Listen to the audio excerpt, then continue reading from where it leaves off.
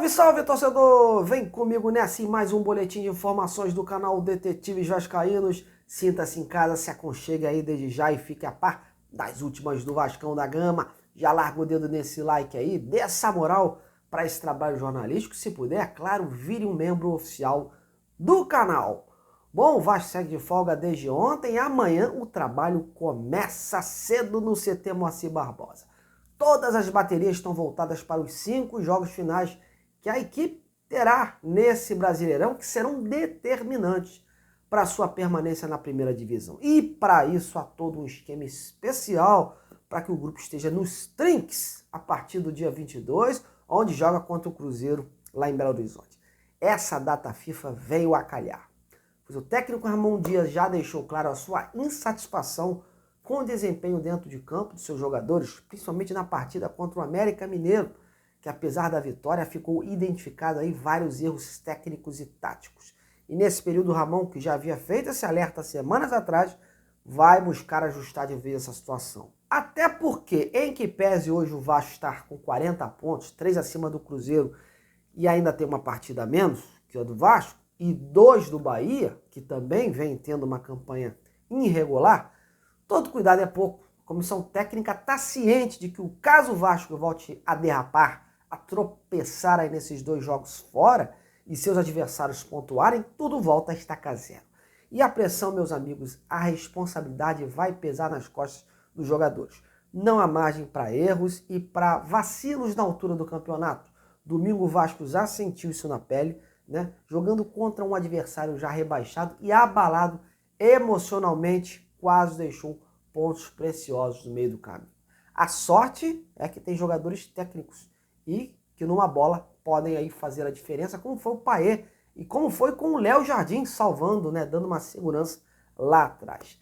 Além de aprimorar o desempenho em campo, corrigindo erros de posicionamento e táticos, o Ramon também tem um outro objetivo importante nesse período, a de recuperar o máximo de jogadores lesionados para que possa ter o grupo completo nessas 5 partidas restantes. Hoje 2 atletas estão nessa meta, né, que é o Rossi e o Marlon Gomes.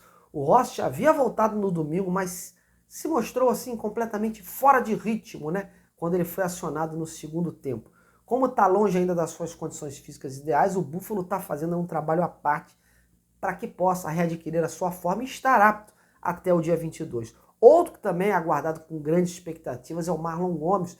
O meia vem treinando desde a semana passada, fazendo um trabalho de transição, mas o departamento médico e a comissão técnica entenderam que não era o melhor momento para o jogador voltar contra o América. E por isso retardaram esse retorno, que pode acontecer, claro, também contra o Cruzeiro. Eu não tenho dúvida em afirmar que se o Marlon tivesse apto e sem lesão, pegaria a vaga do Praxedes tranquilamente, até porque os últimos jogos do Praxedes foram decepcionantes. Ainda não se sabe, né, se o Ramon também poderá colocá-lo desde o início, assim que for liberado. Mas há sim uma grande chance do Marlon estar apto para ser relacionado no dia 22 contra o Cruzeiro, se tornando mais uma opção aí ofensiva. E além do Rossi e do Marlon, o Ramon também deve ganhar mais uma opção. O atacante Figueiredo, que se representou semana passada após disputar os Jogos Pan-Americanos com a seleção Sub-23, mas ele ficou de fora contra o América por estar ainda com uma lesão no joelho. O jogador está tratando e a evolução está sendo considerada satisfatória. Os únicos aí que ainda não tem uma previsão certa são o Orediano, que tem uma fratura na mão, e o Eric Marcos, com uma lesão no músculo posterior da coxa. Mas o Rossi e o Marlon Gomes eram jogadores assim que o Ramon tinha mais expectativas de contar. Para esse jogo do Cruzeiro em termos de desfalques, bom, vamos lá. Um desfalque já é certo, que é o Paulo Henrique, o lateral direito, tomou o seu 3º cartão amarelo contra o América e vai ficar de fora lá em Belo Horizonte. Para o seu lugar, o Ramon conta aí com 3 situações. Primeiro, escalar o antigo titular, o Pumita Rodrigues, jogador de posição, né? Mas a sua irregularidade pesa muito, né? Pois ele vinha deixando muito a desejar na marcação. A outra opção é o Gabriel Dias, jogador que retornou recentemente de lesão, mas está aí nesse processo, muito tempo inativo, então fica a dúvida enquanto, né, se há uma firmeza em apostar nesse tipo de jogador. No clube, muitos consideram que o Robson Bambu deve ficar com a vaga, até pelo seu histórico com o Ramon, que sempre que pode o coloca na lateral, inclusive desbancando o Pumita, antigo dono da posição. perdeu seu status aí de titularidade, né, depois que se lesionou, e o Paulo Henrique também de ter feito bons jogos. Outra dúvida é na zaga. O capitão do Vasco, o Medel, está a serviço da seleção chilena pelas eliminatórias da Copa do Mundo. Por lá ele vai fazer 2 jogos, um dia 16 contra o Paraguai e outro dia 21 contra o Equador. Teoricamente, né, pelo jogo ser dia 21, um dia antes do jogo contra o Cruzeiro, não estaria apto para essa partida. Mas há uma esperança. Por quê? O jogador está pendurado por lá com 2 cartões. Caso ele tome o terceiro diante do Paraguai agora, ele ficaria de fora da partida do dia 21. E aí poderia sim ocorrer uma brecha, né? Poderia ser antecipado o seu retorno ao Vasco. Mas a princípio é um jogador que está sendo tratado aí como carta fora do baralho para o jogo contra o Cruzeiro. E em falar em seleção, o Vasco também está ainda tentando costurar aí com a CBF um acordo para que o atacante Gabriel Peck retorne um pouco antes. O jogador ele foi convocado, né, para um período de treinos com a seleção pré-olímpica até o dia 21, mas o Vasco quer antecipar um pouco essa volta justamente para que ele possa finalizar aqui os treinamentos, né, visando o jogo contra o Cruzeiro. Lembrando que o time ainda tem dúvidas no meio-campo. Na partida contra o América, o Ramon apostou em Alex Teixeira na vaga do Eric Marcos. Para essa partida, ele pode repensar essa situação e dar uma chance ao Payet desde o início, ou até mesmo lançar o Rossi, né, para que ele atue ao lado do Peck e do Verratti. Enfim, Ramon ainda vai avaliar com muita calma o melhor Vasco para esse duelo decisivo.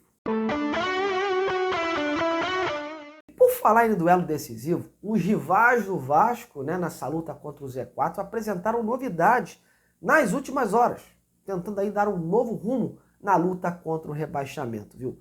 Cruzeiro e Goiás, por exemplo, demitiram seus treinadores e já anunciaram os novos comandantes. Ambos optando aí por opções caseiras. O Cruzeiro, com 37 pontos, anunciou o experiente Paulo Autuori para a vaga do Zé Ricardo. O Autuori já trabalhava no Cruzeiro, mas como diretor técnico. Ele agora vai acumular essas 2 funções. E hoje, na sua apresentação, meteu aquele discurso todo filosófico, né? E batendo na tecla de que o Cruzeiro tem 2 partidas a menos que os rivais, que depois de completar esses jogos, o time mineiro não estará mais no Z4. Bom, vamos aguardar isso. Já o Goiás, 18º, né, com 35 pontos, demitiu o português Armando Evangelista e decidiu apostar no atual técnico do Sub-20 nessa reta final, né, o Mário Henrique. Ou seja, preferiu uma opção caseira e não vai contratar nenhum nome de peso para o decorrer do campeonato. E ainda falando dos rivais, hoje teve uma notícia interessante que pode refletir aí nessa briga aí do Z4. A Procuradoria, né, do STJD ingressou com pedido de liminar para que Curitiba e o Cruzeiro, que é o nosso próximo adversário, joguem com portões fechados em função daquela cena de selvageria ocorrida na semana passada, né, no domingo passado, no jogo com o Curitiba, né, no campo do Curitiba. Além disso, né, há o pedido de aplicação da perda de mando de campo aos 2 clubes. Ou seja, caso a liminar seja acatada, ambos os times jogariam os seus jogos sem torcida e ainda tendo a possibilidade, meus amigos, de ter que levar os jogos para cidades que fiquem no mínimo 100 quilômetros da cidade sede do clube. Complicou, viu? O Vasco já passou por isso, sentiu isso na pele e sabe bem o peso dessa punição. E inclusive foi prejudicado tecnicamente dentro de campo por conta disso tudo, né? Então isso conta pra caramba. Para o Cruzeiro, então, que está mais vivo nessa briga do que o Curitiba, é um fator totalmente de desequilíbrio, fator ruim, né, nessa luta aí. Bom, mas é isso. Aqui a notícia é tratada com responsabilidade e no toque rápido, objetivo e direto. Espero que vocês tenham gostado. Muito obrigado aí pela companhia, pela audiência. E amanhã eu tô de volta aí para a gente poder passar mais notícias sobre o Vascão da Gama. A você que acompanha esse trabalho, meu muito obrigado. Tamo juntos nessa. Um grande abraço e até lá!